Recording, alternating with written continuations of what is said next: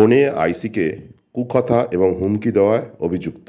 তার বিরুদ্ধে যে কটি ধারায় মামলা হয়েছে সেগুলির মধ্যে দুটি জামিন অযোগ্য।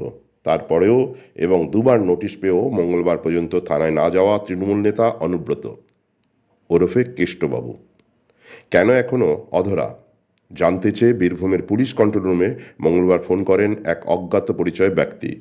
পরে তা সমাজ মাধ্যমে ছড়ায়, কিন্তু সদুত্তর মেলেনি।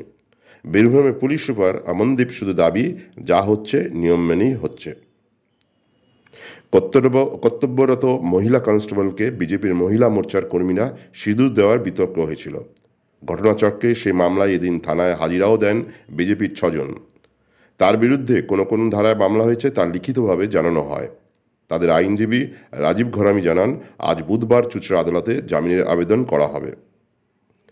এই ঘটনায় অভিযুক্ত বিজেপি হুগলি সাংগঠনিক জেলা সাধারণ সম্পাদক অভিযোগ করেন, বিজেপি করি বলে আমাদের ব্যাপারে অতি সক্রিয় পুলিশ। তাহলে অনুব্রতের বিরুদ্ধে ওরফে কেষ্টর বিরুদ্ধে পুলিশ কেন সক্রিয় নয়? কেন শুধু বিরোধীরা নন? প্রশ্ন নাগরিক সমাজেরও।